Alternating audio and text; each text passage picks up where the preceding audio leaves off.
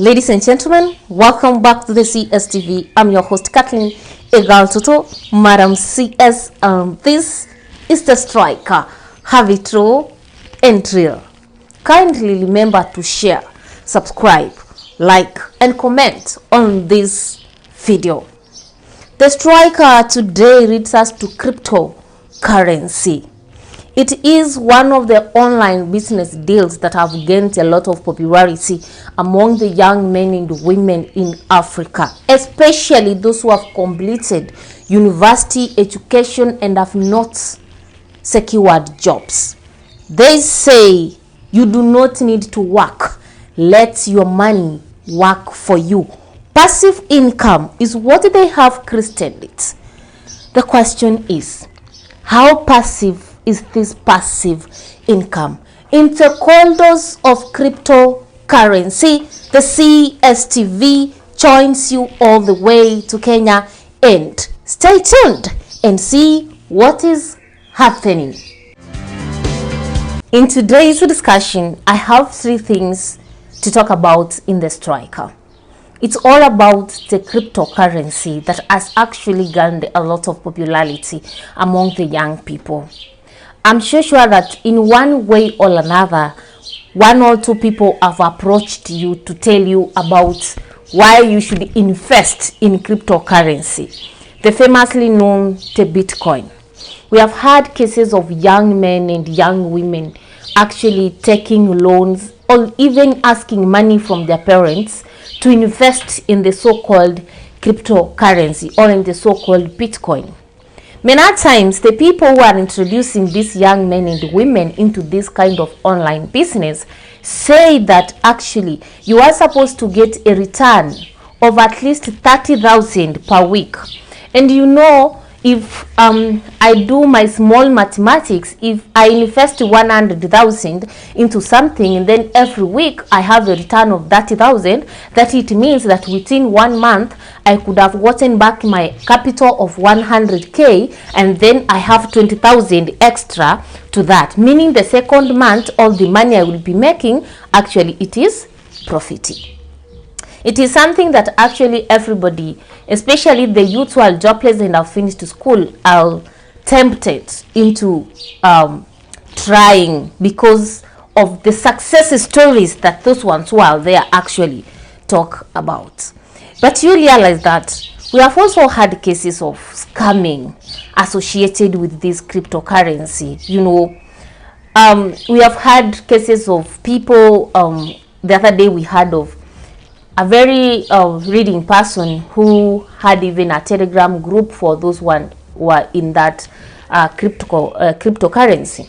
Abused people in the group and told them that he's still driving his Ferrari while they are suffering, and he left the group. So this implies that this man left with people's money. We have also had cases where people have been told to buy a robot that actually helps to assess or to detect when the value of the currency is higher, and then it places bids for you. So people end up investing over 200,000, and then after some time they are told, oh, you know, there was a crash, you know, oh, something went wrong. Or sometimes people are told, we have an expert who can help you in this online trading. So you give you 100,000 and you will put in a WhatsApp group, and you are told that this is the reader, this is what he does, and for you it's to get money after every 1 week.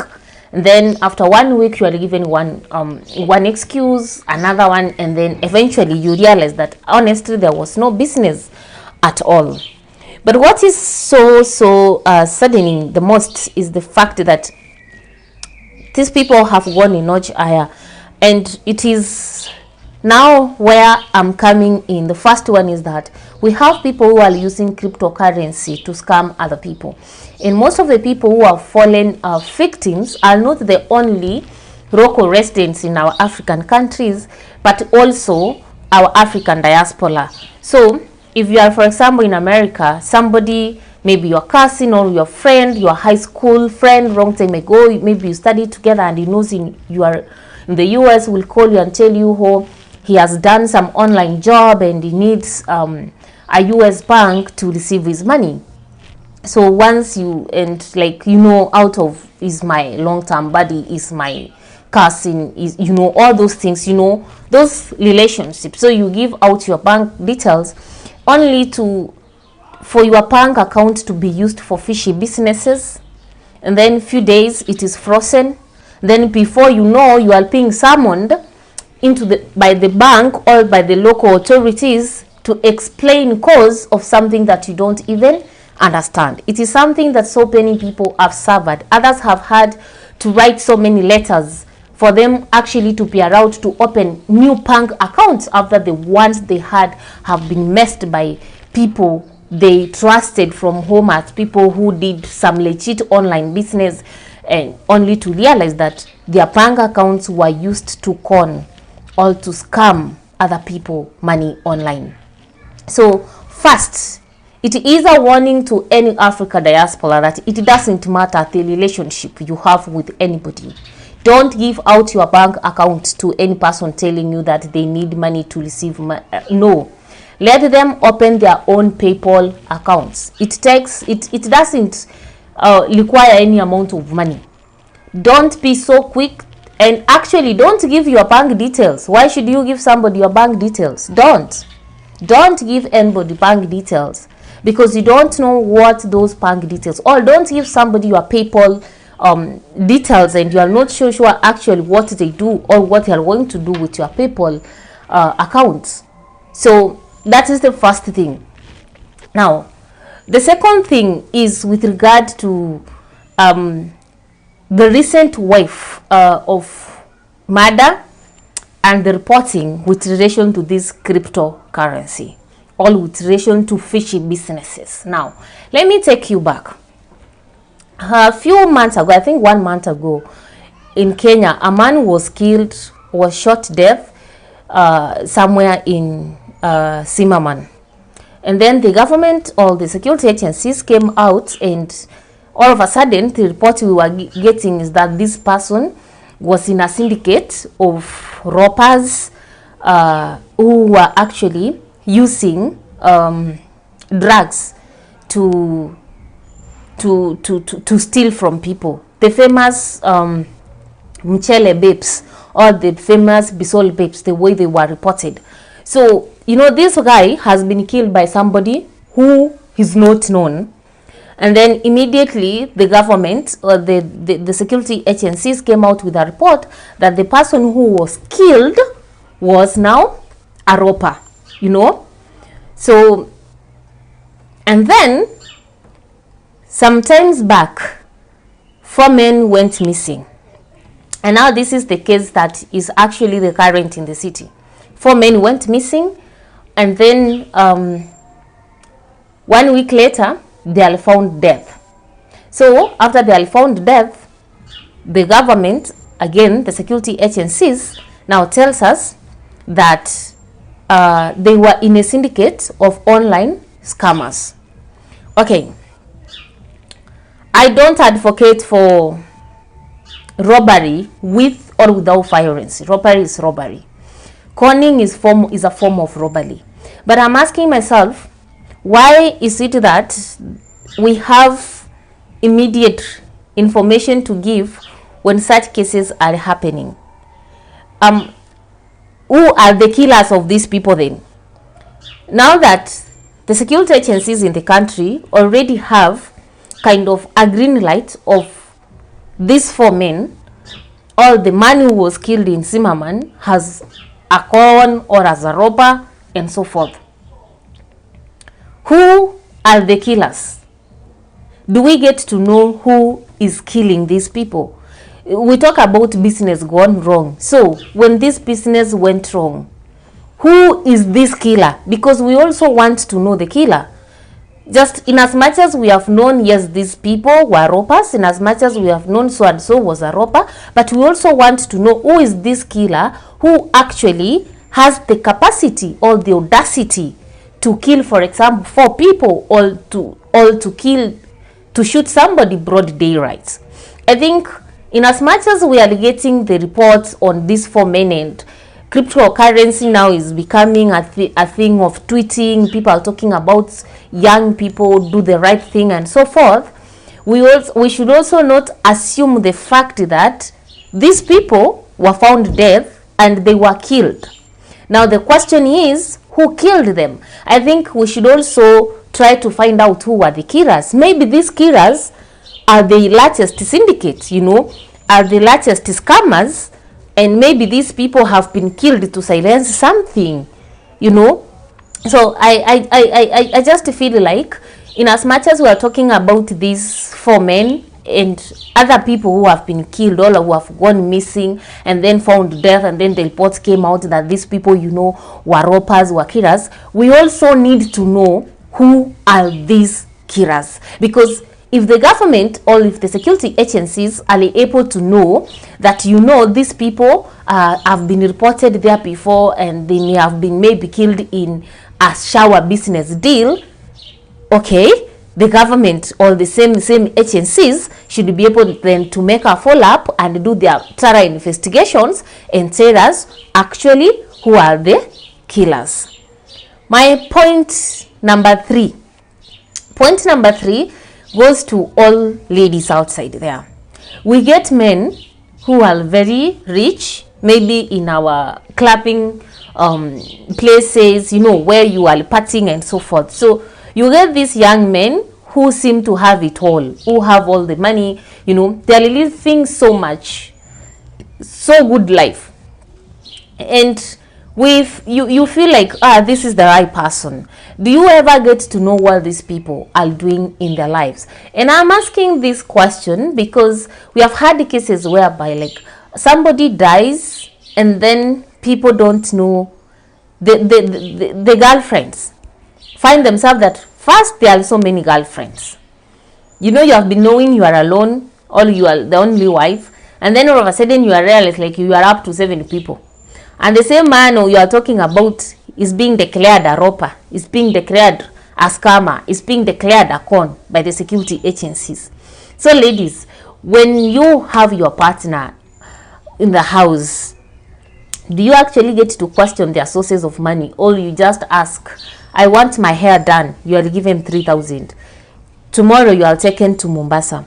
So I'm just say that, my dear young ladies, you may be seated with somebody telling you that he does online business, then the next minute you find yourself a visitor at the DCI offices, or you find yourself being asked questions about somebody who has been murdered, and you are not even aware of these individuals. So before you fall victim, can you try as much as possible to find out exactly the source of income from your partner, or the source of income from the person you are living with or you are dealing with as a boyfriend?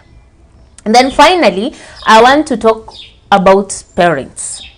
Cryptocurrency is something that most young people go and tell their parents, me, I'm doing online trading, me, I'm responsible for ticketing, flight ticketing online, because some say it is flight ticketing, some others say it's online trade, others say it is online writing, others call it article writing, others say that it is foreign exchange trade and so forth. So you realize that you as a parent, your son drops out of campus, for example, and then all of a sudden life is booming, is doing well. Do you get to sit them actually down and ask them what they are doing? Or you are happy your son has a lot of money, is coming home driving cars, is coming home, is doing great, is all over the world, is doing tours and everything. Do you really, is sending you lots of money maybe every week? Do you really get to know as a parent where your son or your daughter gets this money from? Do you get to find out even where your children are living? And I'm asking this because I think there's some aspect, there's negligence somewhere that is happening in this particular century. And I just feel that most parents are only concerned about the financial success of their children, and it doesn't matter what their children are doing in the city. Some parents, sincerely speaking, ever since they took their sons to the colleges, day one, they even don't know where these children are living. Others have never even sent school fee to these children.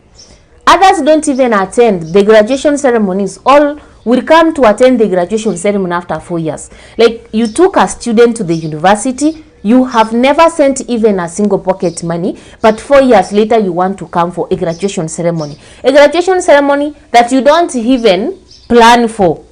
Like, your son or your daughter does everything. So you come into a very affluent ceremony, you find your son maybe is driving and is doing just well. And as a parent, you are very happy. Oh, my daughter has made me proud. My son has made me proud. But the question is, have you had time with your daughter or with your son and ask them exactly what is the source of your money? What is this that you do online? Can you sit with your daughter or with your son sometimes and ask, oh, I want to see that which you do online, you know?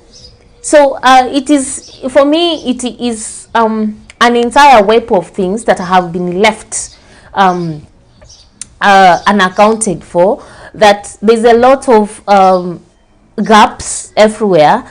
And to find young men such as the ones that have been murdered, 5 young men being murdered, you know, those are young people. Their lives have been just cut short because of, I feel, gaps, because of thirsty for success, you know. And it is a call to all of us that cryptocurrency, with it, we have so many scammers than legit business, you know. So you will find people telling you, me, I left my job to do cryptocurrency. You would ask, others will tell you, oh, I sold my vehicle to start this business and I'm doing well, soon I'm buying a Ferrari, etc. You will find people who have dropped out of school and they are doing so well in life in the city. You know, they are doing, you have never seen them go to work. They are all seated in front of their computers and they are telling you, I'm just doing some form of online trade. And as a young person, don't feel bad that people are doing so much well in life, because you don't know their source of money, you know. People are getting a lot of pressure. Oh, so and so just bought a car, he just moved into a 2-bedroom house, you know, he has these recliner sofas, you know, he just constructed a house for his parents, you know, he just constructed a house for himself, he just put a piece of land somewhere, he's always going for holidays. I think these are some of the things that are actually pushing the young people in this country entering into illegal businesses and deals that actually by the end of the day are leading men to the graves. So as a young person outside there, cryptocurrency is not the only form of investment that you can enter and succeed in life. And life is never constructed in one day. Rome was never built in one day. Every day is a building block. So just move slowly, move slowly. And then to the government agencies, in as much as you are telling us about the people being killed, being robbers, we also want to know who are the killers, you know. Who are these killers?